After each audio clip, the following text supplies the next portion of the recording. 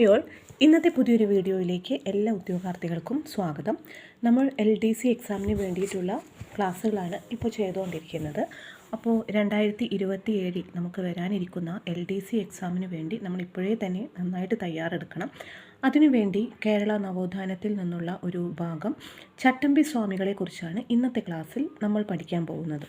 അപ്പോൾ കഴിഞ്ഞ ക്ലാസ്സിൽ നമ്മൾ കേരള നവോത്ഥാനത്തിൽ പഠിച്ചിരുന്നത് വൈകുണ്ഠസ്വാമികളെ കുറിച്ചായിരുന്നു അല്ലേ? ലാസ്റ്റ് ക്ലാസ് നിങ്ങൾ കണ്ടിട്ടുണ്ടാവുമെന്ന് വിചാരിക്കുന്നു. അപ്പോൾ ഇന്നത്തെ ക്ലാസ്സിൽ ചട്ടമ്പി സ്വാമികളെക്കുറിച്ച് കുറച്ച് കാര്യങ്ങൾ നമുക്ക് പഠിക്കാം. കേരള നവോത്ഥാനത്തിൽ വളരെ ഇമ്പോർട്ടൻ്റ് ആണ് ചട്ടമ്പി സ്വാമികൾ. ചട്ടമ്പി സ്വാമികളുടെ ജനനം 1853 ഓഗസ്റ്റ് 25 കൊല്ലൂറാണ് അദ്ദേഹത്തിൻ്റെ ജന്മസ്ഥലം. ദെൻ തിരുവനന്തപുരത്തെ ഗവൺമെൻറ് സെക്രട്ടേറിയറ്റിൽ ക്ലർക്കായി ഔദ്യോഗിക ജീവിതം ആരംഭിച്ച നവോത്ഥാന നായകനായിരുന്നു ചട്ടമ്പി സ്വാമികൾ. അദ്ദേഹത്തിൻ്റെ ആദ്യകാല ഗുരു പേട്ടയിൽ രാമൻ പിള്ള ആശാനായിരുന്നു. ചട്ടമ്പി സ്വാമികളുടെ പ്രധാന ഗുരു തൈക്കാട് അയ്യാ സ്വാമികളാണ്. സംസ്കൃതത്തിലും വേദോപനിഷത്തുകളിലും യോഗവിദ്യയിലും ചട്ടമ്പി സ്വാമികളുടെ ഗുരു എന്നറിയപ്പെട്ടിരുന്നത് സുബ്ബജടാപാടികളായിരുന്നു. ചട്ടമ്പി സ്വാമികൾ അഗ്രഗണ്യനായിരുന്ന ചികിത്സാരീതി സിദ്ധവൈദ്യമായിരുന്നു. ചട്ടമ്പി സ്വാമിക്ക് ജ്ഞാനോദയം ലഭിച്ച സ്ഥലം വടവീശ്വരം എന്നറിയപ്പെട്ടു. സ്വാമി വിവേകാനന്ദന് ചിന്മുദ്രയുടെ മാഹാത്മ്യത്തെക്കുറിച്ച് വിവരിച്ചു കൊടുത്തത് ചട്ടമ്പി സ്വാമികളായിരുന്നു. അദ്ദേഹം ഒരു ഗരുഡനാണെങ്കിൽ ഞാൻ വെറും ഒരു കൊതുകാണ്. ചട്ടമ്പി സ്വാമി ഇങ്ങനെ വിശേഷിപ്പിച്ചത് സ്വാമി വിവേകാനന്ദനെ കുറിച്ചാണ്. മലബാറിൽ ഞാനൊരു യഥാർത്ഥ മനുഷ്യനെ കണ്ടു എന്ന് സ്വാമി വിവേകാനന്ദൻ ആരെക്കുറിച്ചാണ് അഭിപ്രായപ്പെട്ടത്? ചട്ടമ്പി സ്വാമികളെക്കുറിച്ചാണ്. ദെൻ നെക്സ്റ്റ് ഉള്ളത് വിദ്യയും വിത്തവും ഉണ്ടെങ്കിലേ മനുഷ്യ പുരോഗതി സാധ്യമാകൂ എന്ന് വിശ്വസിച്ച നവോത്ഥാന നായകൻ ചട്ടമ്പി സ്വാമികളായിരുന്നു. അയിത്തം അറബിക്കടലിൽ തള്ളണം എന്ന് ആഹ്വാനം ചെയ്ത നവോത്ഥാന നായകനാണ് ചട്ടമ്പി സ്വാമികൾ. അധസ്ഥിതരോടൊപ്പം മിശ്രഭോജനം നടത്തി അവരുടെ സാമൂഹിക പുരോഗതിക്ക് വേണ്ടി പ്രവർത്തിച്ച നവോത്ഥാന നായകനായിരുന്നു ചട്ടമ്പി സ്വാമികൾ. നവോത്ഥാന നായകൻ ചട്ടമ്പി സ്വാമിയുടെ പേരിൽ പുതുതായി ക്ഷേത്രം നിലവിൽ വന്നത് കണ്ണമ്മൂല, തിരുവനന്തപുരം ജില്ല. സർവവിദ്യാധിരാജ എന്ന പേരിൽ അറിയപ്പെട്ടത് ചട്ടമ്പി സ്വാമികൾ. ചട്ടമ്പി സ്വാമിക്ക് വിദ്യാധിരാജ എന്ന പേര് നൽകിയത് എട്ടര യോഗം. ഷൺമുഖദാസൻ എന്ന പേരിൽ അറിയപ്പെട്ടത് ചട്ടമ്പി സ്വാമികളാണ്. ചട്ടമ്പി സ്വാമിയെ ഷൺമുഖദാസൻ എന്ന് വിശേഷിപ്പിച്ചത് തൈക്കാട് അയ്യാണ്. ശ്രീ ഭട്ടാരകൻ, ശ്രീ ബാലഭട്ടാരകൻ എന്നീ പേരുകളിലൊക്കെ അറിയപ്പെടുന്ന നവോത്ഥാന നായകനായിരുന്നു ചട്ടമ്പി സ്വാമികൾ. കാഷായം ധരിക്കാത്ത സന്യാസി എന്നറിയപ്പെടുന്നത് ചട്ടമ്പി സ്വാമികളാണ്. കാവ്യവും കമണ്ഡലവും ഇല്ലാത്ത സന്യാസി എന്നറിയപ്പെട്ട നവോത്ഥാന നായകനായിരുന്നു ചട്ടമ്പി സ്വാമികൾ. ചട്ടമ്പി സ്വാമികളെ സദ്ഗുരു, പരിപൂർണ കലാനിധി, സർവജ്ഞനായ ഋഷി എന്നിങ്ങനെ വിശേഷിപ്പിച്ചത് ശ്രീനാരായണ ഗുരുവായിരുന്നു. ജാതി വ്യവസ്ഥയെയും യുക്തിരഹിതമായ സാമൂഹികാചാരങ്ങളെയും എതിർത്ത നവോത്ഥാന നായകനായിരുന്നു ചട്ടമ്പി സ്വാമികൾ.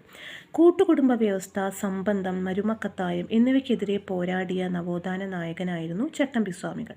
ചട്ടമ്പി സ്വാമികളുടെ പ്രധാന ശിഷ്യൻ ആരായിരുന്നു? ബോധേശ്വരനായിരുന്നു ചട്ടമ്പി സ്വാമികളുടെ പ്രധാന ശിഷ്യൻ. ചട്ടമ്പി സ്വാമി സ്മാരകം സ്ഥിതി ചെയ്യുന്നത് പന്മനയിലാണ്.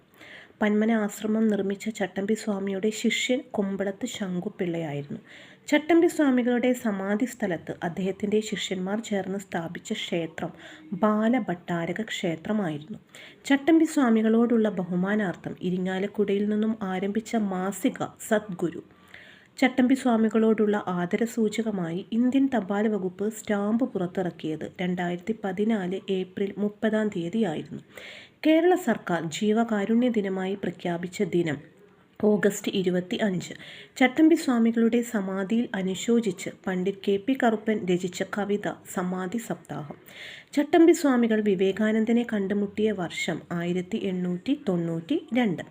ചട്ടമ്പി സ്വാമികൾ ജീവിതവും കൃതികളും എന്ന കൃതിയുടെ രചയിതാവ് K. മഹേശ്വരൻ നായർ. ചട്ടമ്പി സ്വാമികളുടെ ഏറ്റവും വലിയ കൃതിയായിരുന്നു പ്രാചീന മലയാളം. പരശുരാമൻ്റെ കേരള സൃഷ്ടി ബ്രാഹ്മണർക്ക് വേണ്ടി മാത്രമായിരുന്നു എന്ന വാദത്തെ എതിർത്ത കൃതിയായിരുന്നു പ്രാചീന മലയാളം.